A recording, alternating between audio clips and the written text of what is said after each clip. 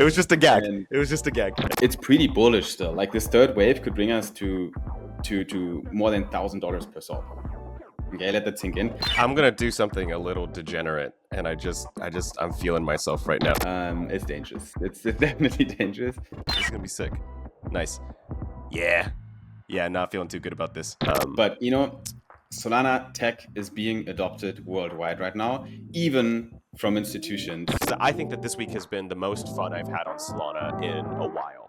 Yeah. So let me put y'all on game, especially those of you who might not understand like why this is such a huge motherfucking deal.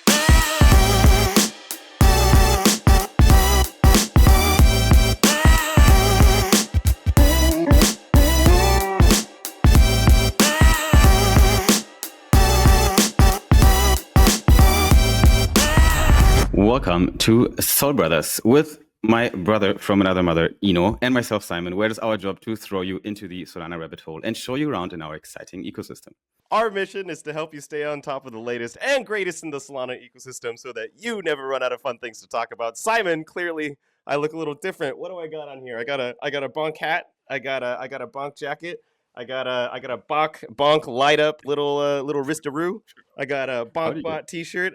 I'm in my BONK finest. Hi everyone, how are you? Do you BONK? Where did you get all that merch from, bro? That's insane.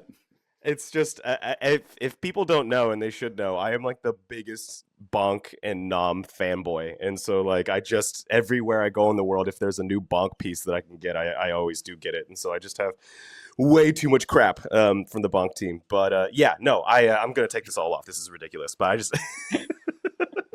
I love that. It was just a gag. And it was just a gag. For everyone who doesn't know why the fuck Ino is all in BONK today, it's not only because he's a fanboy, it's also because BONK was flying this week. Like the last 7 days were pretty good, not only for Solami but also for the BONK token. So we're going to talk about that. We're going to look a little bit at the charts as well, and obviously give you guys the full rundown. But other than that, we are today in EP. What is it actually? I have no idea. It's EP 36. We are in EP 36 of Soul Brothers Pod. And if you're listening to this right now on YouTube or Twitter, make sure to also follow the actual podcast, which gets released every couple of days on Spotify and Apple Podcasts as well. And if you're listening to this on podcast, make sure to also follow us on YouTube and Twitter. But we are here today to talk about the latest and greatest on Solana. You know, last week was a blessing. There's a lot of bullish things that happened on Solana that we can touch on today. Stocks on Solana is one of these things. Solana, pumping a few percentage is another of these things. BONK pumping like 20% is definitely a big one. Soul Brothers patches is also a big one. And if people stick around today, they might even be able to get a little treat here. You know, what's with the patches? Yeah, so we have actually two giveaways today. This is a new thing that we're incorporating to the show because we just want to thank people who have been like with us for this entire time. Dude, seriously, it's episode 36, which means that we're only a couple of months away from having done this for a full year, which is incredible. And I give you all the credit for that because I am famously inconsistent. Everybody in my life knows this, but Simon always shows up on time. So it's just kind of like I have to respect that level of commitment. And so like thanks to Simon, we've been almost a year into this show, and so we're going to start incorporating fun little giveaways. So these patches, this first set of patches will be going to the person who we feel is like the most active in the comments and like has stuff to say. Like if you're just spamming shit, we'll just ignore you. But if you have interesting questions or thing to say, like we will definitely be paying attention. And it's completely subjective. We are not taking a data-based approach, but whoever we feel like was just like the most fun and joyful commenter on this stream will be getting these bad boys shipped to them. A circular patch as well as a text logo patch. But that's not all, Simon. I think we have one other giveaway for today as well. What do you want to tell the people what that is? For sure. I'm going to say it now. I'm going to say it later again because it's for everyone who's in the live stream. We're live streaming every single Monday around 8 to 8:30 a.m.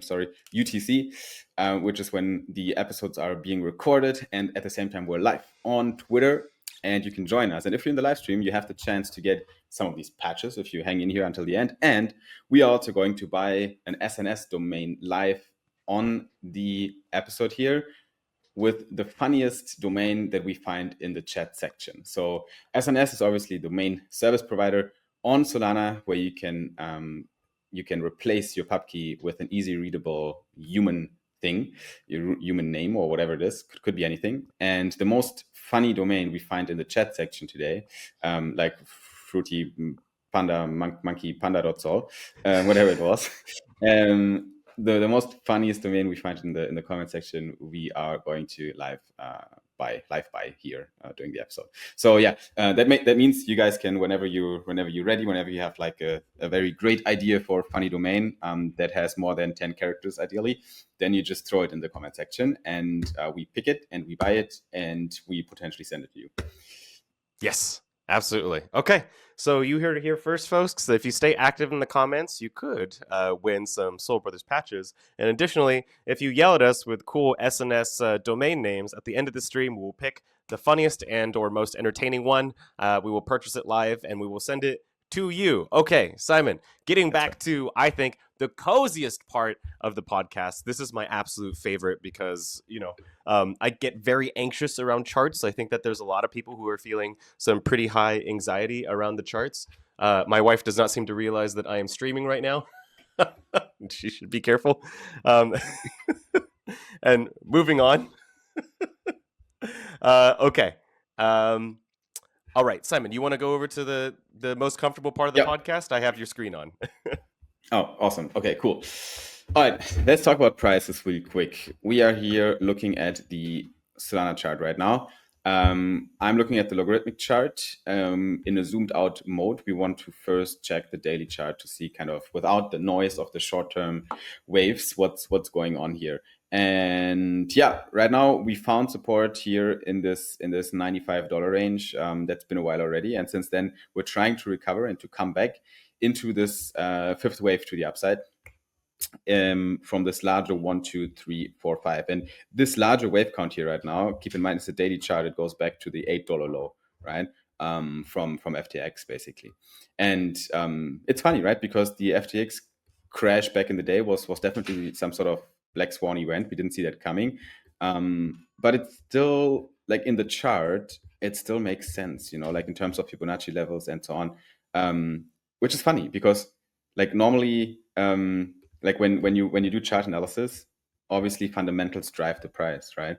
So that means real, like, events in the real world, they usually impact the price a lot. So either it's rate cuts from the Fed, or it's some black swan events like an FTX crash. Could be anything, right? Or geopolitical tensions in the world, wars. Everything is shaking the charts always. But then at the end of the day, the charts kind of speak the truth of fundamentals, but they also find these support areas based on Fibonacci levels and other psychological markers and indicators we can see on the chart. So it's very, it plays out fairly well here. We saw the second wave down here. Now we're in this third leg up, and guys, it's pretty bullish still. Like, this third wave could bring us to more than $1,000 per sol. Okay, let that sink in. And in the long run, right? It's not going to happen tomorrow, but that's the wave we're in right now. That's literally the wave we're in right now, this third wave, right? And right now it's been taking already 2 years. It can take another 1 or 2, right? So keep that in mind as well. But for now, we found support in this micro count here, number 4, 1, 2, 3, 4, and we're right now in this stretch to the upside again for one more high in this very bull market that we're in right now. Because the bull market has been quite a stretch. We haven't seen the impulses we've seen before in bull markets, especially for altcoins that are not Bitcoin. Speaking of Bitcoin, let's take a peek as well at the Bitcoin dominance chart. So you see, this is basically just up and to the right, the chart since a while here, since 2021, right? So since 2021, we're going up and to the right. Bitcoin dominance goes up. 65% of the global crypto market cap, all assets, is Bitcoin. That's pretty wild. Like, the most capital and the most liquidity is still in Bitcoin. And we can feel it in the air, right? Everyone's a bit bearish on alts and a bit uncertain on altcoins because they haven't been performed very well, especially Ethereum, which is the second largest cryptocurrency. And then Bitcoin is gobbling up all the liquidity. And we've seen all-time highs at 66% here.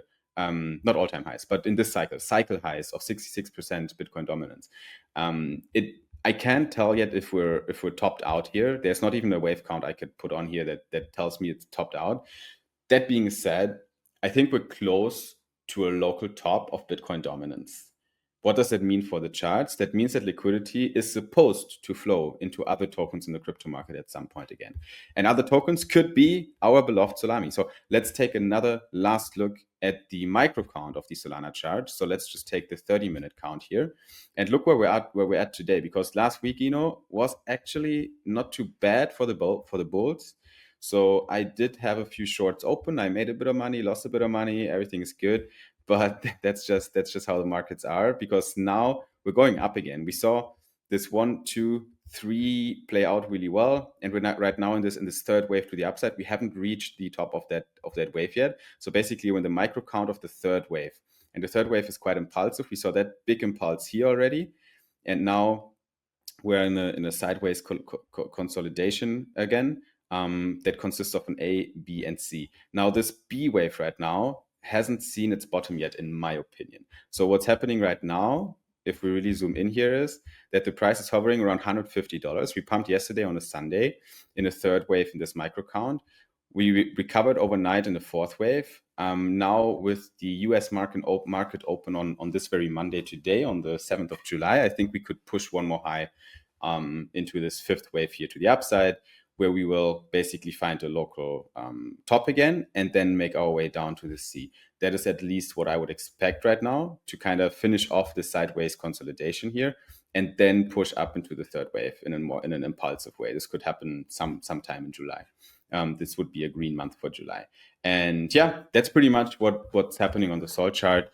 And obviously, I think BONK also performed really well. So you're wearing your merch definitely makes sense right now, because BONK has seen definitely more percentage pump in the past, like over the weekend basically, than we saw on Solana. And I think it's not done yet with this push to the upside. So there's still some breathing room actually, after maybe some short recoveries here. So BONK could push higher. So don't sell your BONK bags. But that's not financial advice. Definitely. Nothing I say, thank you, sir. Nothing I say is financial advice. We're just looking at charts, looking at prices, fucking around. And you have to do your honest decisions when it comes to trading these assets.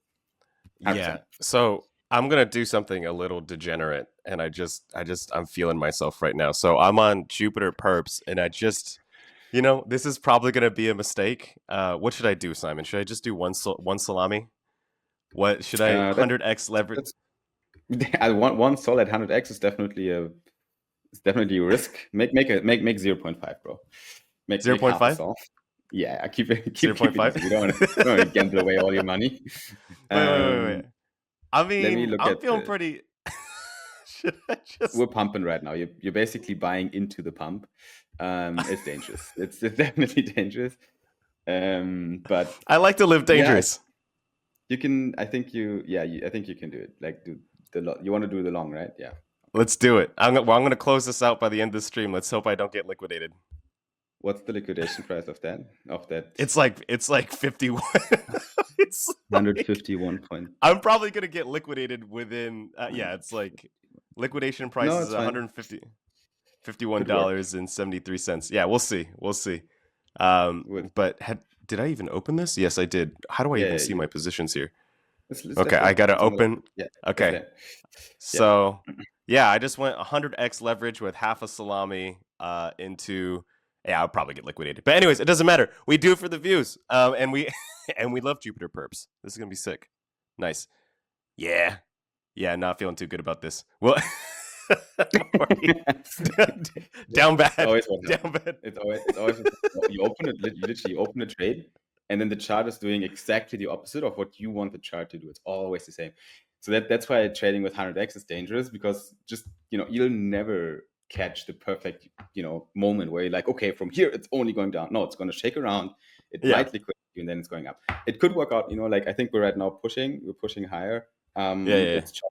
There's a bit of volatility, but right now also Asia markets are open, but US is still asleep. So yeah, that's good. The Americans always selling their bags, man. It's only the Asians that are buying. Yeah. Anyway, I told you, like, I think we can see one more high, basically surpassing the 153 level. So if that happens, then you will have like a little bit of profit if you don't get liquidated on the way up there. So yeah, we'll see. We will see. We always love But 100x leverage. Guys, just a reminder, we are giving away these Soul Brothers patches to anybody who is on the stream. And if you're commenting and live, then we will definitely. And honestly, there's a couple of you I want to give this to, but it just depends. It's look, we're gonna be doing this every week, but we got these Soul Brothers patches, and of course, if you have any suggestions for fun SNS Solana name service domain names, we will pick the funniest one and or the most entertaining one and gift it to you at the end of this stream. Okay, so we've just finished the coziest part of the podcast. Always love talking price action. I can see myself losing value on this 100x leverage perp, but that is fine. We have actually a lot of things to talk about today. This has been, we talked about this right before we went live. And to your point, you're right. Okay, what I was saying is that I think that this week has been the most fun I've had on Solana in a while. And it's not even like the craziest pump. But it's like the price has actually been quite stable. And yet I just feel like the vibes are back a little bit. And so like this has been quite fun to be on the timeline. So where do we start? Because there's been so many things going on in the ecosystem, and I think people should definitely pay attention right now to Solana because it feels like something's in the air in different corners of the eco, right? So where do we start? Do we start with the devs? Do we start with transactions? Do we start with Visa, with xStocks? Do we start with talking about Jupiter? Like there's so much on my mind right now, and you need to take over here and give me some direction. Well, yeah, no problem. I think we're going to start with the coding platform. We're going to keep it. We're going to save some of the best news for later. But essentially, there's this this tool called Codigo, right?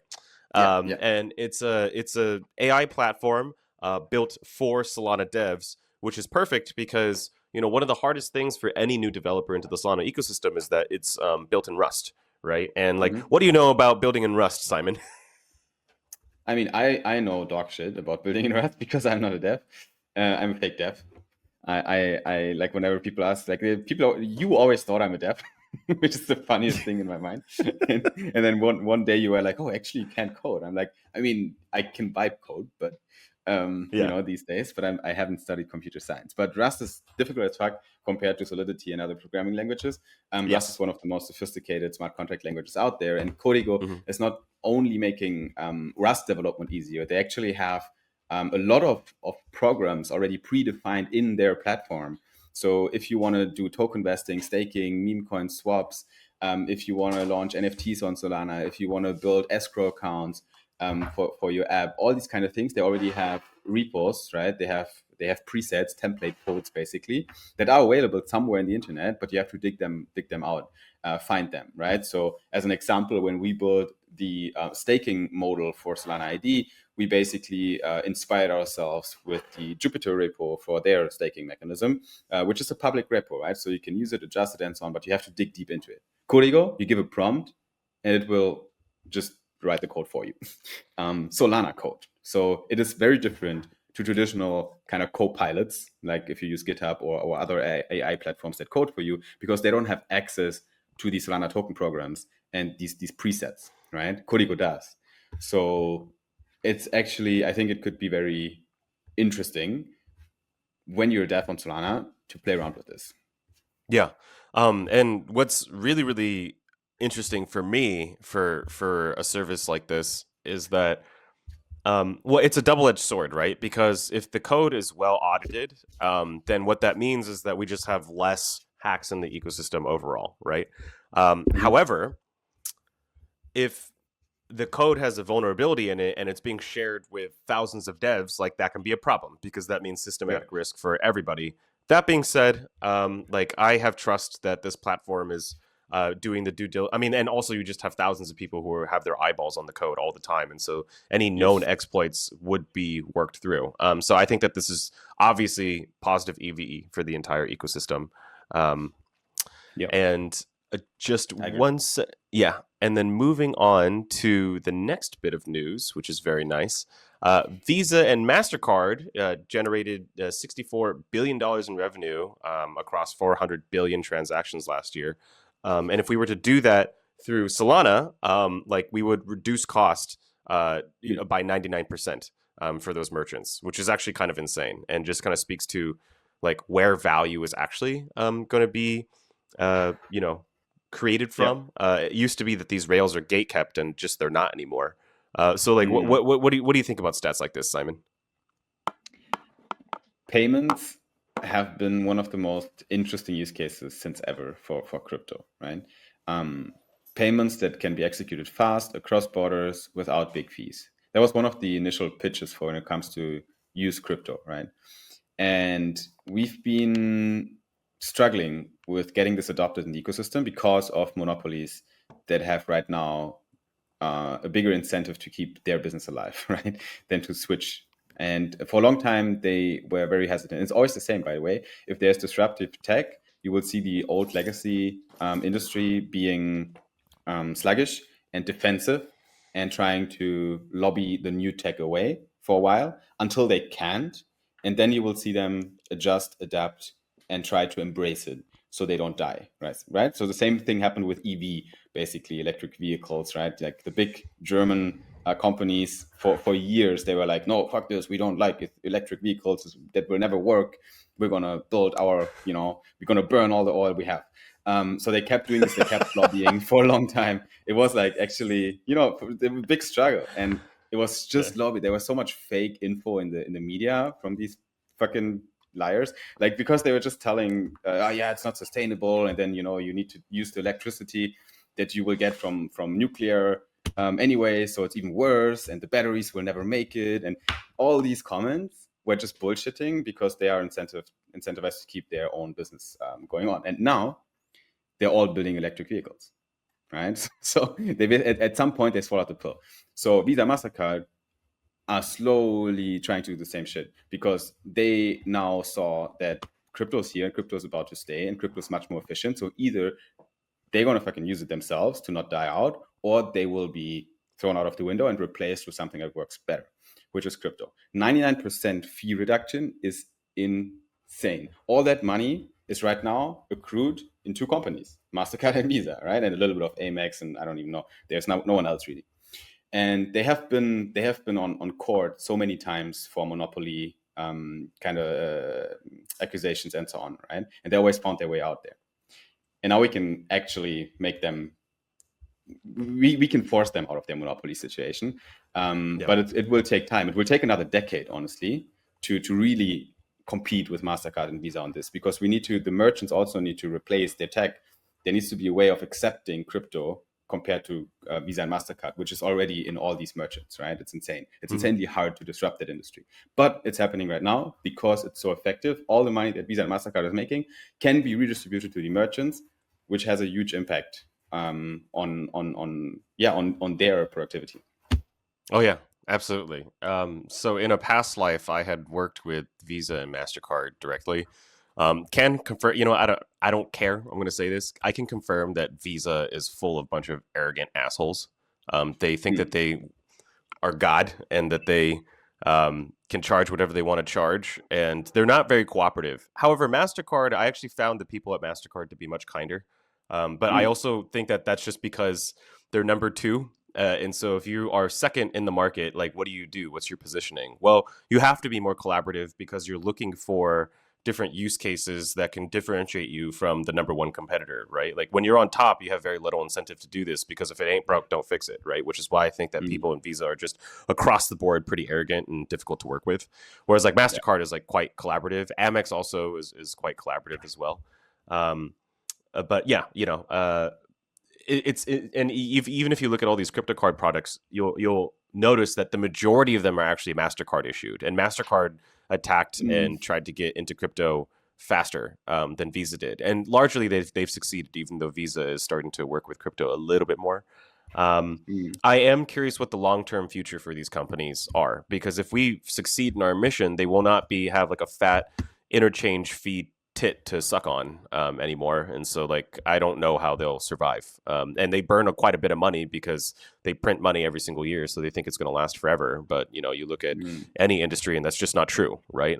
They need to be aware of this existential threat to their business and actually attack this head on, like MasterCard is, to survive. So, yeah.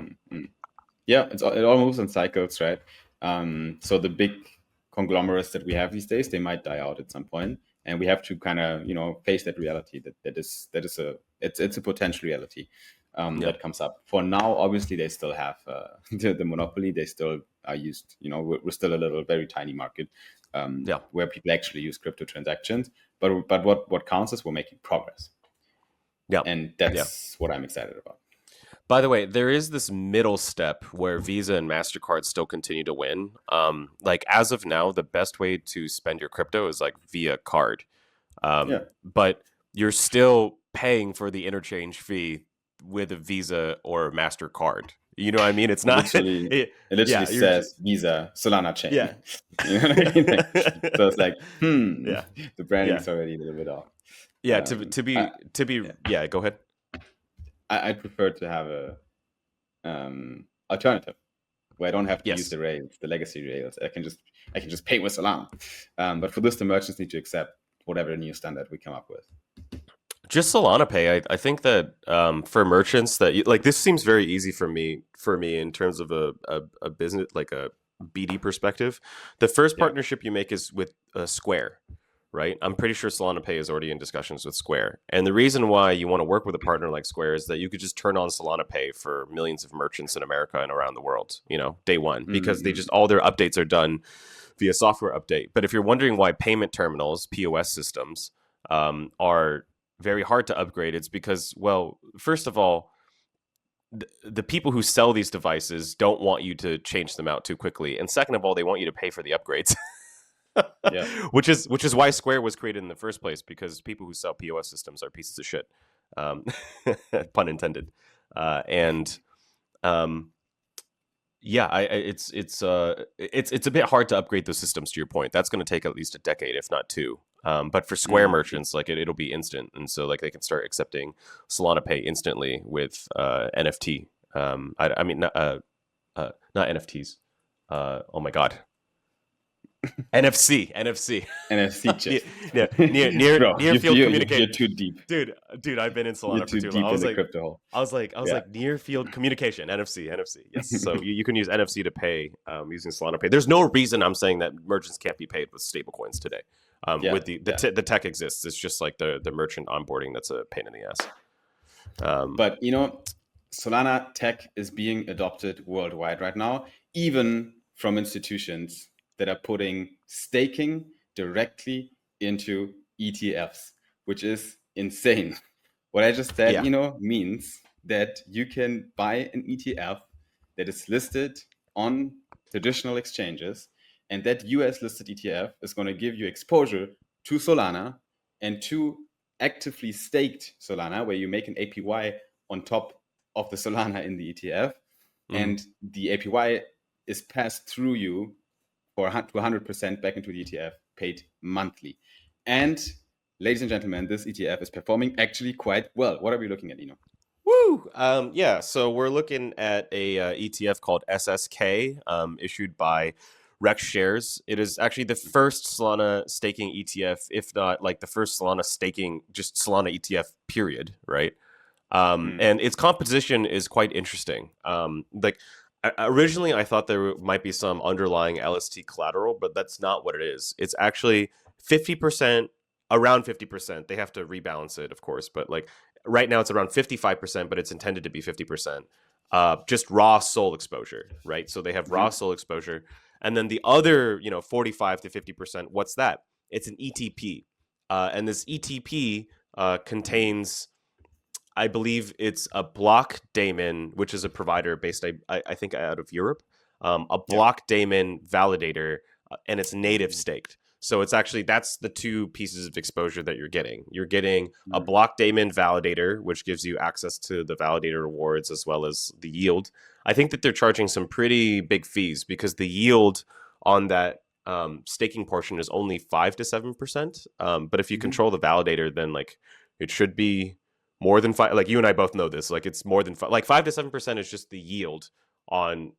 That's like 90% of the commission. But there's like other block rewards and such that probably aren't getting passed on to that portion. But anyways, long story short, 50-50. 50% raw SOL, 50% exposure to a validator issued by block daemon or control or operated by block daemon. Operated, yeah. which is definitely something innovative, right? We haven't seen that before. We haven't seen that synergy between, again, legacy tech, ETFs, and crypto, Solana. We haven't seen that before. And I just sometimes you need to take a step back and put yourself again in your shoes 5 years ago, right? No, not even 5, 3 years ago, and think about what we're reading here. Back 3 years ago, 3 years ago was basically FTX, right? 3 years ago we all thought we're dead. But right now we have like US issued ETFs that give you exposure to Solana staking.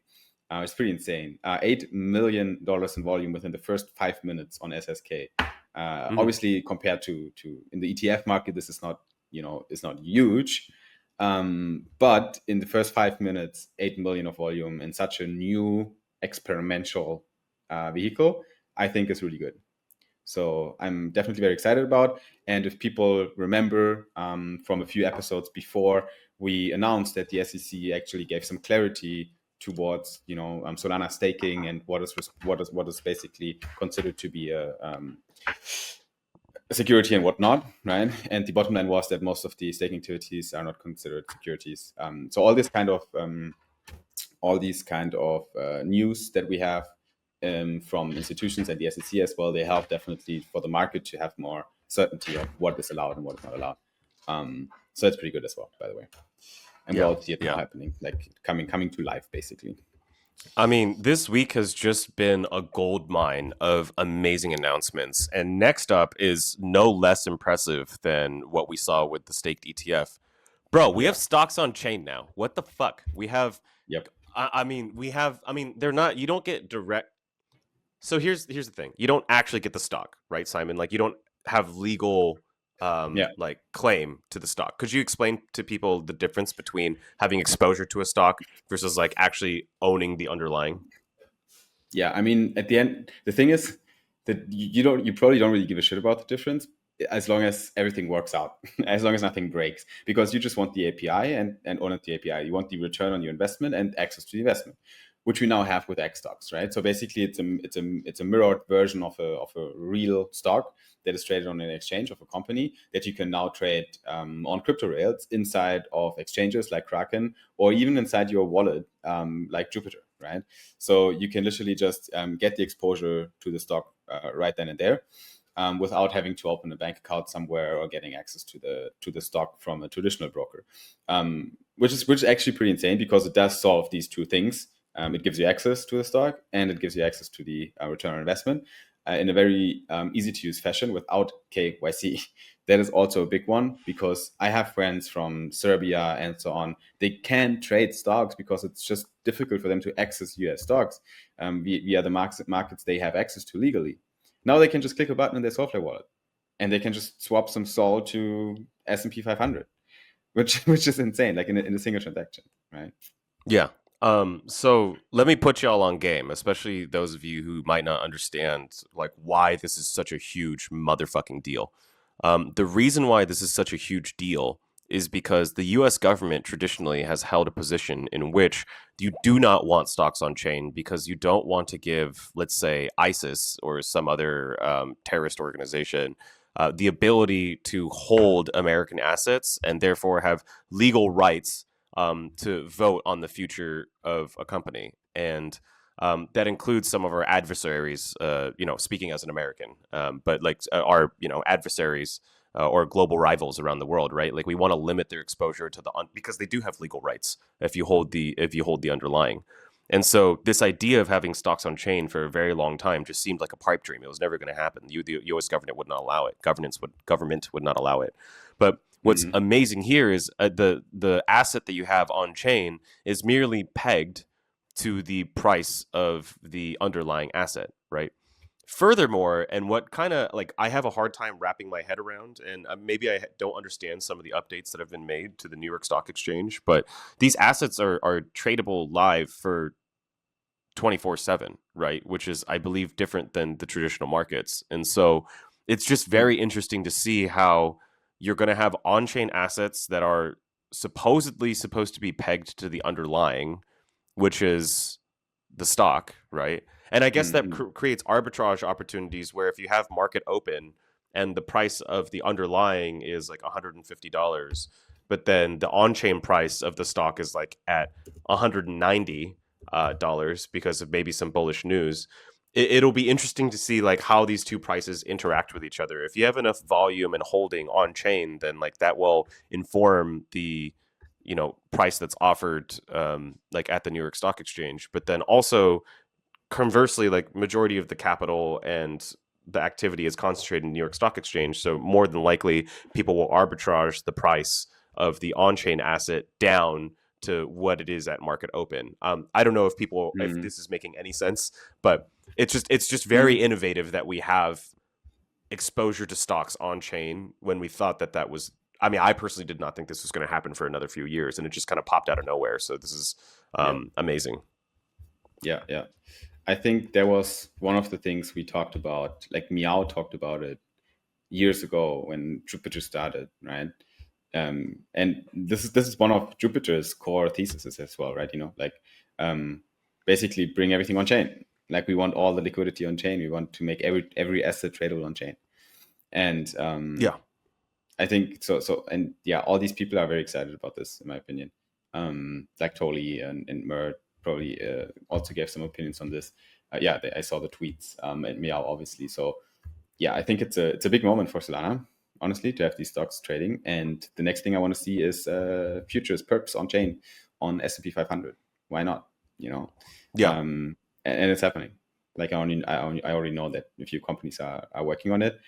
So that's big as well. And also, by the way, last detail regarding this, Orca, for example, has most of the liquidity pools right now, as I know, for these on-chain liquidity when it comes to trading the xStocks, which is also very good for Orca, by the way. Very, very good move to have the LPs set up to make this trading possible. Yeah, good stuff. Yeah. And one other thing to highlight in terms of just general things that are being launched here in the ecosystem is our friends over at Little Unusual have released a product. People know them as a media company, but they have this new product called Usual's AI, an editing tool that will 10x your creativity. And this prompt, I mean, this video went viral, right?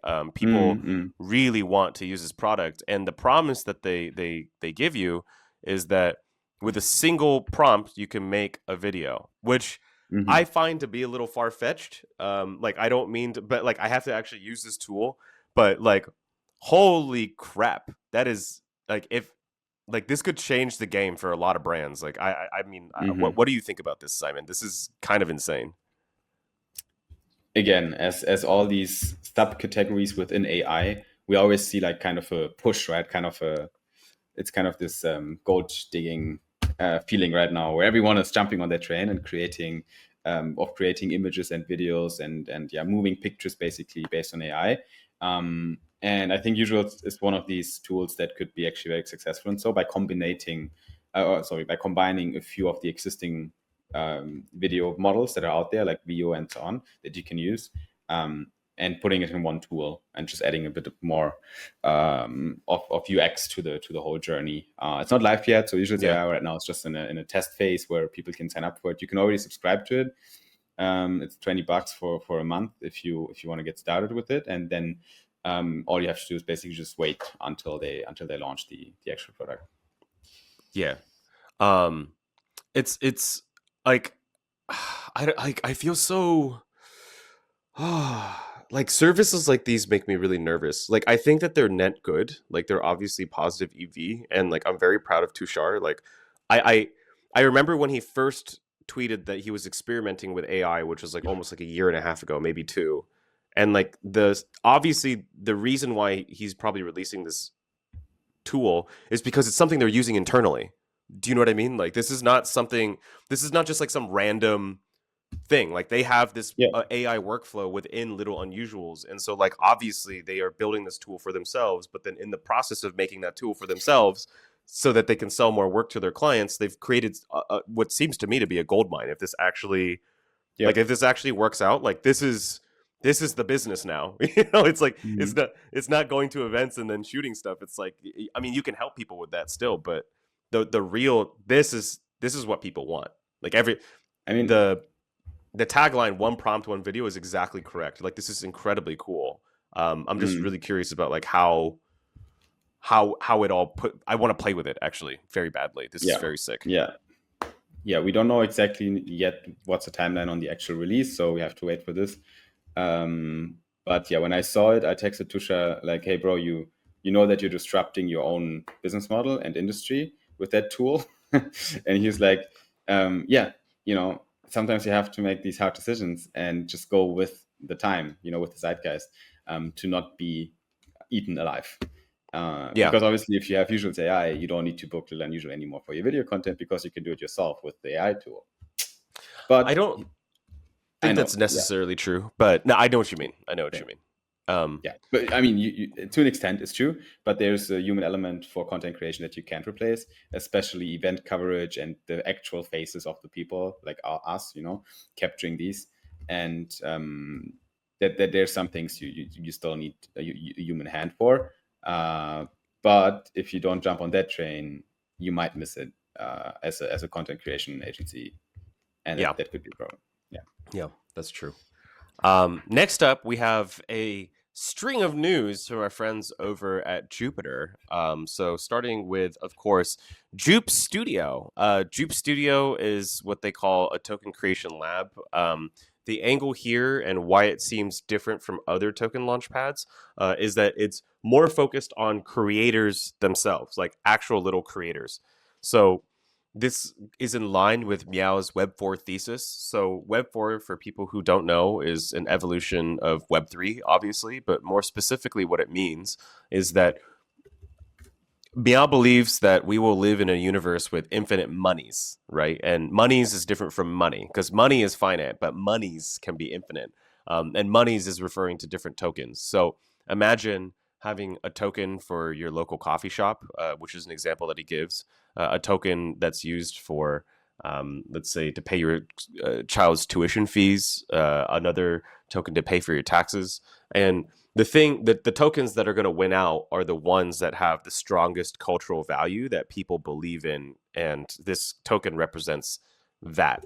I am a huge lover and fan of Jupiter. Everybody knows this. I am skeptical of not Jupiter Studio, but the Web 4 thesis, and therefore the products that are downstream of that thesis. I don't know if you've had a time to really philosophically think about what Meow is talking about with Web 4.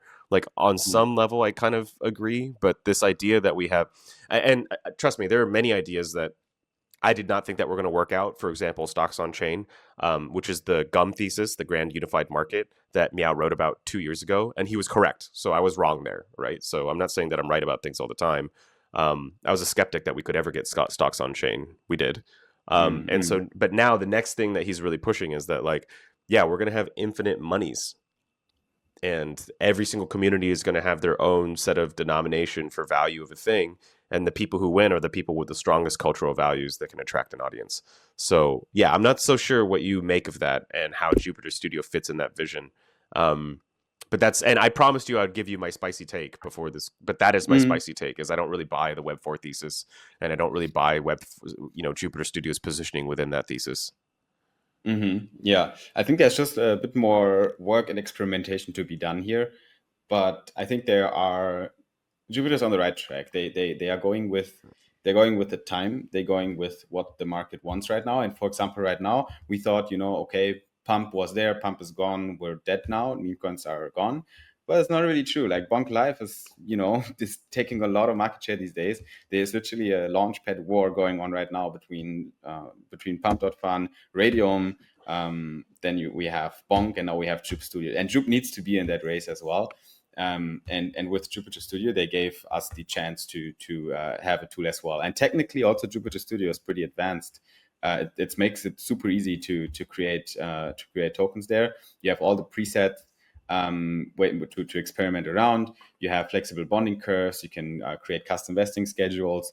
You do have 50% of the swap fees as a token creator, so that can be quite juicy as well. And then you have a token creator page as well, where you can literally see the feed of your X account, you can have basically a token page where the chart and everything, but then you can also see content and tweets on that token page as well to kind of combine the social element to the token. In my opinion, it's very experimental still, right? So this is not a hey, we have product market fit now, this is going to change the world moment, right? It's a moment where we say, okay, let's just launch this thing, see what happens, and give the people tools to discover what they actually want. And do we want to be able to create more tokens on Solana? Right now, it looks like it because people are doing it. And there have been a few runners on Jupiter Studio since it launched, and it just launched a few days ago. And we already had a few 10 million market cap plus tokens on the platform, right? They're coming from somewhere. So that's working out as well. But bottom line, I think, yes, Web 4 thesis is still a little bit, it's a bit shaky, I think Meow had better theses before. Let's put it that way. Like some of his ideas are insane and great, and he's definitely a visionary founder. That's why he's here. And basically, the whole thesis of the JupNet and bringing everything on chain, and bringing all the liquidity in the world on chain, that's still what's the most bullish about Jupiter, in my opinion. Creating infinite monies is a less catchy narrative, in my opinion. That still needs to be proven to be worthy. I don't know if we need it. Yeah. Well, I mean, like, to be clear, I want to be supportive of this vision. Like, I'm not the type of person who just says, well, that doesn't seem like it's going to work, so let's not even try. Like, of course we have to try. But I also feel like there's value in being upfront about the things that you're skeptical about, because then you can start to tailor your messaging and or the way that you think about a problem, or how you would attract people to the idea, because you'll see what they're skeptical about, right? And that specifically is the source of my skepticism. There is one thing that I'd like to highlight for Jupe Studio that does make it materially different from other token launchpads, which is the creator benefits, right? And this is only really possible because of the amazing tech that they're building on top of Meteora, right? And one of the things that they're saying for Studio is that the reason why so many creators feel incentivized to dump their tokens is because it's the only way for them to monetize, right? But if you give them really juicy swap fees, as well as like an LP pool, for their tokens, then they will make more money on the volume, right? So that's actually what I think is a really key insight here. What makes Jupiter Studio special from other launchpads is they're trying to sell you this, bro. You should focus not on selling your tokens, but creating volume for your tokens. And that's actually what's truly valuable for Jupiter's business, is they want you to have really high volume for your tokens, because it means more swap fees for them, and they'll give you a sweet portion of the pie, which means that, like, instead of rugging people, just create as much attention as possible and as much trading as possible, and that is where you'll make your bag. Like, and you won't have to sell a single token to do that. Speaking of which, I'm going to check my am I liquidated yet? No. No, I'm not liquidated yet, but it's not looking great. Yeah, just hang in there. Hang in there. Yeah. Okay, make it all back in one trade. Okay, I am down $22, which is fine, everybody. This is how my long is doing on Jupiter, where I think he's gonna. Oh man, this has just been downhill ever since. I should have went short. Anyways, lesson learned. We will keep rolling. Do you have any other comments for Jupiter Studio, Simon? I'm gonna watch. I'm gonna watch and learn and see how tokens are being generated. So let's keep paying attention to Studio. Yes, Definitely yes. Fun. So there's Jupiter Studio. Also ASR. This is a very, very quick public service announcement. Even though that they have paused votes for the rest of the year, your active staking rewards for Q2, if you were voting, are live. So you can go over to vote.jupe.ag to claim your portion of the active staking rewards for Q2 of this year. So yeah, you should definitely go check out. Might be one of the last ones, huh? I think, if I'm not mistaken. Yeah, I think if I understood the messaging correctly, they're going to continue staking rewards, not active staking rewards, but staking rewards for the rest of the year just for people who are staying staked. There will be some Mm, rewards given out, but there doesn't seem like there's going yeah, to be any yeah. more votes. So yeah, this might be the last active staking rewards that you'll see out of Jupiter, at least for the time being. Which leads us into, you know, oh, well, this is a different. Jupiter Exchange's perps platform has generated nearly $470 million in fees since its launch on Damn. Solana. I remember when they launched this product and nobody thought, because Drift was just killing everybody, right? And this idea that Mm, Jupiter Exchange would be printing it's kind of insane. yeah. I don't know Yeah, what to tell you. it's almost half a billion dollars almost that we reached just in fees from trading leveraged tokens. And they only have BTC, wrapped ETH, and wrapped BTC, wrapped ETH, and Solana on their Yeah, perp decks. yeah. But Yep. people are longing, people are just using it, right? They're doing it. Yep. Yeah. They are doing it. Yeah, yeah. This is my small donation to Yes. Jupiter Perps, and So I'm so telling you, I'm getting we're liquidated by about the end of the. you can hover over your profit and just tell us the fees you paid for that trade. In Um. your s- Well, I have no profit, but the fees I've paid so far is a borrow fee of 13 cents, an open fee of $404.27, and a closing fee of $4.27. So like those are the right. fees that I'm paying to Yeah. use this service. And for that, I get 100x leverage, which is ridiculous. Nobody should do that. But Yeah. That's the most priciest product you can buy here. The more leverage you use, the higher the fees get. yes, yeah, So the fees can actually, some people, if you open a larger trade, like if you put 1K in there and you do 550x, 100x, you're definitely going to have $100, $200 fees, right? That will go straight to yeah, the protocol. But people do it because obviously you imagine that your profit will eat the fees in a positive manner, and then you'll get more money back. But then you get liquidated, and then the protocol makes even more money because the liquidator takes all your position in, right? So that's how this number $469 million come to life. yeah. Because there's just a big chunk of fees and a big chunk of liquidations. Definitely, that's happening. And then last but not least, 75% goes to the JLP pool.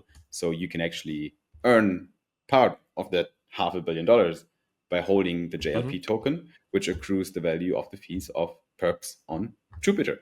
JLP has been going Yeah, up and to the right since a while. Pretty solid investment, no pun intended, that you can hold and just wait it out, right? Don't leverage and multiply your totally agree. JLP too much because it can be liquidated. It does swing as well. It has volatility, but just holding on to it and multiplying it a little bit, and you make some juicy returns. No financial advice though. Absolutely. But speaking of updates in the Jupiter universe, we have a little bit of sad news that I think everyone was kind of aware of. And not going to read this whole thing, but as was announced earlier today during the planetary call, we have some important news for the DAO. With the advent of the 6-month voting pause and in the spirit of the DAO reset period, we have decided to evaluate our own scope as the core working group and realize that almost all of it had been completed in some form. Although we originally set out for this to be a 4-year task, we took a full audit of everything we intended to do, yada, yada, yada. Long story short, CWG is going to be disbanding for the time being. And so, like, what is happening to the members? Let's see. Morton will actually be joining the Jupiter team and as a Mm. full-time capacity as ops. Kimo Sabe, Kimo, will be returning to his own project, Radiance, while remaining a Jupiter community member. Prior contributors have been informed well ahead of time and have also since stepped down from the group. The remaining members will spend the next 2 weeks working with the team and other work groups to ensure that any lingering items are adequately taken care of, including passing on guidelines and recommendations such as quarterly reports and budget reviews. And the 4.5 vested jupe that was granted will be completely returned to the DAO wallet. So like this is truly done, for the community. And there's a Mm. lot of people who have been pointing fingers at the CWG as well as Jupiter DAO. I'm a little angry because I feel like these people have ruined a really promising experiment. And if certainly things could have been done better, but there's also just some element of people are shitheads. And Mm. I don't know. just lots of misinformation being spread, people not checking their facts, and like certainly like it's the responsibility of the company always. You have to own the result.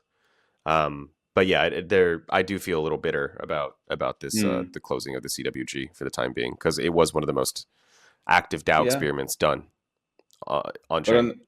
it does, it does. On the other side, though, it closed also with the little remark of, "Hey, you know, we kind of did what we wanted to do in a short period of time." So they accomplished a lot. Like the core working group of the Jupiter DAO, the decentralized autonomous organization of Jupiter, was a task force within the DAO. There was basically established just to guide operations, right, of Jupiter. And they've been doing a lot of community growth activities. They overall they just try to improve the Jupyter ecosystem, right, from a high level. And I think they put a lot of good work in place. And now the whole DAO is basically being paused, the Jupyter DAO.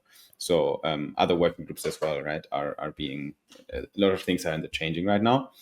And why does this happen? I think mainly because Jupyter wants to execute faster, right? They want to be as quick as possible to not lose any race here. Right now, they have great momentum. They need to keep that alive. And also, they want to spend their capital more efficiently to an extent. And I think all these things are very difficult inside of the DAO. And it has been working okay-ish, but not great with the DAO, right? And a lot of the votes that were on the DAO were a bit like, they weren't too meaningful for the ecosystem, for the protocol itself. And then the actual heavy lifting and the important decisions were made internally anyway. So yeah, there's Yeah, still a lot of work to be done and improvements when it comes to DAOs. And I think the DAO 2.0 that we might see in 2026 or something will be a consolidation of all the learnings they had with the DAO 1.0. mm. Yeah. I'm excited to see, and I actually suspect that many of these CWG members will be back. I mean, I can't predict the future. I have no fucking clue, but Mm.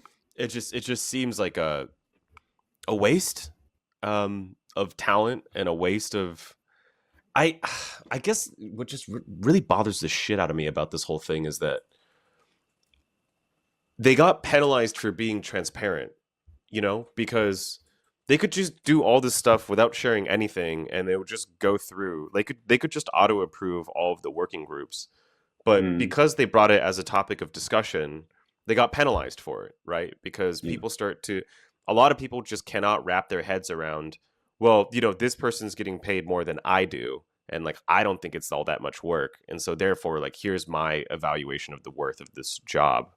And it's like that selfish, like the inability to see what it takes to recruit global talent is the Mm. thing that caused the biggest, I think, amount of FUD in Mm. Jupiter in general, right? Even though, again, they printed $469 million in fees since the start of Only per. the, Yeah. and just for perps, we're not even talking about goddamn swaps. And Mm.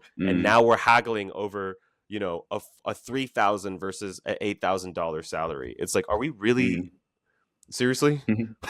Like, are we being for real about this? It's like, okay, whatever. So I don't Mm. know, a bit of a bitter end to the CWG Jupiter DAO for now, but they will be back. Yeah. I am Fun. I am certain. Exactly. And I'm a little disappointed in the people on the stream today. I don't see a lot of SNS domains that are being. We have this really Sure. fun giveaway where we're going to be giving away SNS domains to somebody with the most entertaining SNS domain that they're willing to share. I think what was the one that we got last time? It was fruitymonkeypanda.soul is the one that we got on the Yes. last stream.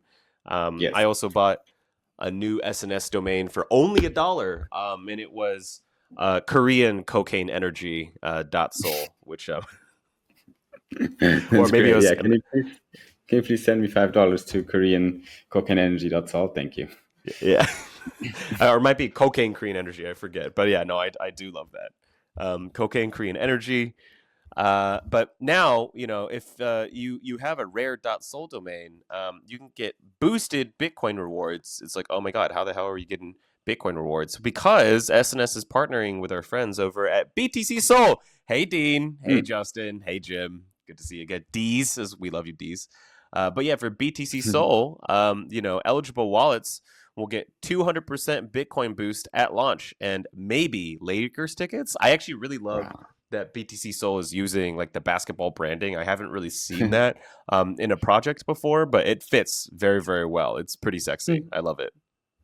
Yeah. Cool. So what do I have to do? Yeah, if I you just hold need one to of hold the these red coin. .sol domains, just connect your wallet to the BTC Soul whitelist page. So that is going to be btcsol.co. And this is the join the whitelist page. So you merely just register over here. I am not going to connect my wallet because I don't want to dox myself. But again, go to btcsol.co. And you, especially if you have a .sol domain in there that is rare, you will get boosted Bitcoin rewards. So this is pretty sick. There are over 14,000 addresses that have been registered for this giveaway. So please check out btcsol.co. Cool. But not only that, we have some other stuff to share. There was an event over in Malaysia. We already have this fun little cut over here. I'm pretty sure Little Unusual Malaysia actually took this video. Put together this video. But yeah, there was a meeting of the community over in Malaysia. They don't have an official super team now, but they still have a pretty strong Solana community over there. Sanctum also participated over here. And yeah, SNS is doing a lot of community activations. If they have an event in your local area, I sincerely suggest that you go because it always is a good time. And over here, it's very clear that people had a good night. And as they say in Malaysia, bole, which means I think let's go LFG. Okay. I was like, what does that mean? Yeah. I haven't heard that before. Or they're tricking me and it means like testicles or something, and I just they're making fun of me. Testicles, balls. Okay, now this is actually my favorite piece of news this week, and why I've been wearing all of this BONK gear, just to put my BONK hat, my Korean BONK hat on. Pump Fund was about to ICO at a $4 billion FDV, and BONK Inu is only at $2 billion, and BONK has been nothing but positive for the Solana ecosystem. Just saying. And dude, bro, what are we looking at right here? What are we looking at right here? That BONK has surpassed Pump by market share.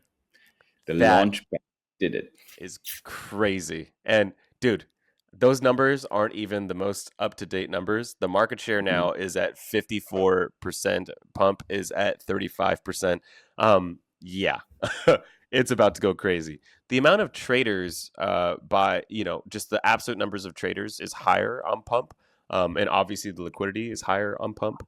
But if we're looking at 24-hour volume, BONK has won.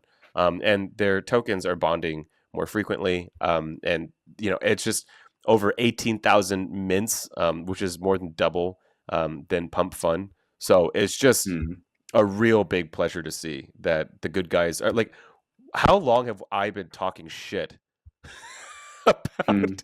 But I mean, not just me. You also have been. I mean, I feel like you've been more fair, which is why I don't like group you into that, because you truly have been much more fair with your evaluation of Pump. Whereas like I actually legitimately, I mean, I don't hate them. Like if I met them on the street, I wouldn't be like, you fucking, but certainly I'm not fans. I'm definitely not a fan. So yeah. What do you think, bro? It's interesting, especially looking at the metrics, because the volume is higher for Let's Bonk. Then you have liquidity, which is almost 10 times higher on Pump. So like that basically means like the biggest memes are still Pump tokens. Obviously, they've been around for a long time. But then you also have 3% of tokens launched on these launch pads being bonded on Jupe Studio, while less than 1% is on Pump and 1% on BONK.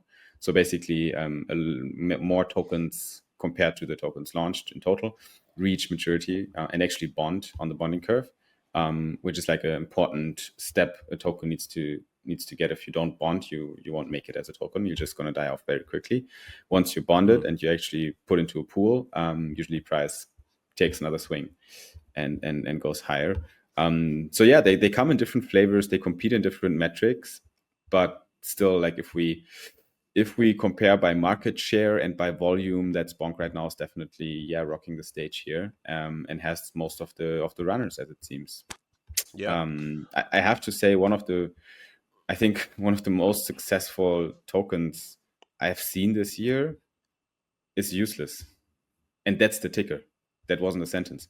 Like the token is ticker. The token is called Useless, and I do not know exactly where this motherfucking token came from. It has right now a market cap of $278 million. Yeah. $278 million. That's a meme coin launched on Let's Bonk. And it has a 24-hour volume of $23 million. Pretty insane. And it has 20,000 holders. So and it was launched 60 days ago, and since then it's been going up and to the right pretty much without a break. Yeah. So good for, and we were looking for one of our first over. I know for a fact Soulport Tom, who has been doing an absolutely amazing job, pushing Let's Bonk.fun, and he was looking for his first runner to hit over 100 million market cap. And Useless is part of that graduating class, and now we have all of these tokens that are ending with BONK, which is just a beautiful thing to see. I don't know. I like it when the good guys win. And it's very clear that Useless has been doing very, very well. We actually have some stuff over at Sanctum that we'll probably be cooking with the Useless team. And yeah, this is very, very cool. And another thing to note is not only has BONK flipped pump, but it's also flipped Trump. Currently, it's at 1.76 billion in I think market. Actually, it's at 2 billion now in market cap. Holy crap! It is on this call, or we have a pretty good history, except for when we're opening perps positions of watching. Dude, bro, we were there live when Trump pumped from, I think it was like 10 billion to like 40 billion or something ridiculous. It was like literally on that call. We couldn't stop looking at the chart, like, what the fuck is going on here? Like, I think what's really cool is that our show, if you took, like, we actually have some like stuff that we witness live. Like, we have a pretty cool we should make like an anniversary highlight reel of all the stuff that we've talked about on the show. That actually happened live. Yeah, it's true. And did you ever imagine that you would say the sentence "BONK just flipped Trump" on a live stream, like before all this happened, like before even Trump was president? Like that sentence makes no sense. Now it makes no sense because Trump has a meme coin.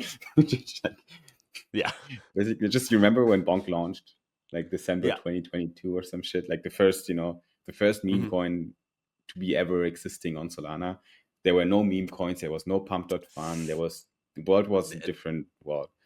There were meme coins, but they just weren't like BONK. Yes, Samo. So yeah, no one talked about them. So BONK is the one that really, so there are, I mean, when was after BONK, but you're right. But I'm just saying that there were other meme coins, just none that were done well. And like BONK is the best, and it's not even a meme coin; it's a business, because they have so many business, like including BONK is now just the token of the Launchpad and all the other shit that BONK bought. It's like it is the native token of the BONK ecosystem. So it's like not even accurate to even call it a meme coin anymore, because meme coins are literally sustained only through memes. Yeah. BONK is a business with multiple products that are all burning BONK. I mean, just to give people an idea of what we're talking about here, like the founder of BONK also owns Moonwalk, which is an app, where you can monetize your steps. You're like, what the fuck? Yes, there's this BONK ecosystem. The owner owns exchange.art, which is an NFT auction marketplace. So those are all BONK products by now, right? Strategically. And I know that Nom has been talking to institutions since longer than a year now about BONK ETFs. And I actually need an update on that from him. I don't know what's going to happen, but do you think it's realistic, Well, I mean, he already has the ETP, right? Yes, And it's yes. actually, by the way, issued by the exact same motherfuckers that just launched the staking ETF, right? Oh, hell So, yeah. like, Okay. if anybody has the ability to pull it off, it's them. Do I think a Yeah. BONK ETF will happen? Yeah, and you know when it's going to happen? On like this window of opportunity is the best time to BD, because it's like, hey, so Mm. you remember that ETF that we were talking about? Might want to do that now because my token's fucking pumping, and you're going to get great volume on that, which is what they want, right? Yeah. So yeah, I do think it's going to happen. It's just going to take a couple more pumps, and I'm having a great time looking at this chart right now. It just makes me feel happy. You talking about the bonk chart? Yes. Yeah. Yes. Yes. Um, How's your perp trade going? my perp trade is, I think inexplicably, I have not been liquidated. Minus I'm only $20. at I'm minus $20. So I will post All the right, we're results getting of there. this after this stream. Do we want to cover anything else? I'm not really all that interested in that. Do you want to talk about Soham? What is that? It's the dude that had like 3 or 4 jobs at the same time, and he got called Oh, out by Suhail. Yeah, Soham Parekh. Uh, wow. like, do Okay. you want to talk about that dude? I mean, we're already talking about him. Is this Uh, so?